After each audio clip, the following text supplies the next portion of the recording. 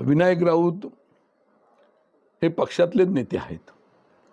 विनायक राऊतनी सुरुवातीपासून मुंबई असेल, महाराष्ट्र असेल, कोकण असेल या ठिकाणी पक्षात राहून पक्षाची कशी गद्दारी केली ह्याचे अनेक पुरावे आणि सर्टिफिकेट माझ्याकडे आहेत.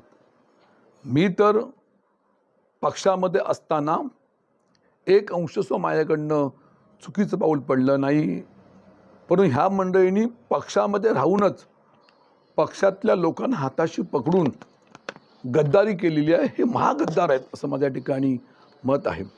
सर, याला धरून एक प्रश्न, काल भास्कर जाधव देखील असंच म्हणाले होते.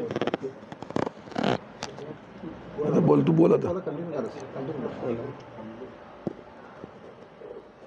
बोल आता. पक्षात राहणारेच गद्दार आहेत आणि त्या गद्दारांना काय म्हणायचं म्हणजे शिवसेनेचे नेते भास्कर जाधव यांनी जो मुद्दा आपल्यासमोर उपस्थित केला, पक्षात राहून राहणारे गद्दार हे महागद्दार, म्हणजे त्यांनी स्वतःला सर्टिफिकेट दिलेलंच आहे.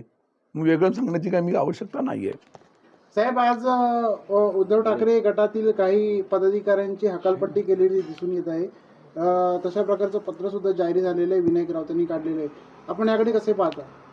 मी आपल्या माध्यमातून ही माहिती माझ्यापर्यंत पोचलेली आहे. मगाशी मी उल्लेख केला महागद्दारीचा. पक्षामध्ये राहूनच पक्षातल्या पदाधिकाऱ्यांना हाताशी पकडून मतदारसंघामध्ये ज्या पद्धतीने गद्दारी केली ह्याची उदाहरण द्यायची गरज नाही, आणि म्हणून नियती कोणाला सोडत नसते. आज नियतीचा खेळ पहा.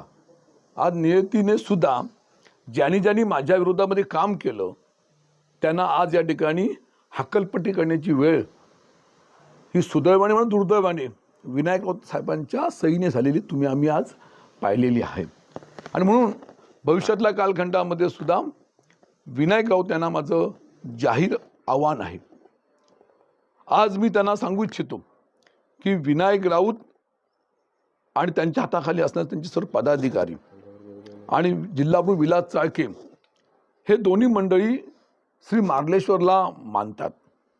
आणि मग मार्लेश्वरला स्मरून त्यांनी सांगावं की मागील झालेल्या विधानसभा निवडणुकीमध्ये राजन साळवीच्या विरोधामध्ये जे उमेदवार होते त्यांना कुठं भेटले, कसे भेटले, त्यांना काय माहिती पुरवली, निवडणुकीच्या आधी आपल्याबरोबर असणारी त्यांच्यावर असणारी मंडळी कशी त्या पक्षात जाऊ दिली, असे अनेक उदाहरणं आज माझ्यासमोर आहे, अनेक पुरावे माझ्याकडे आहेत.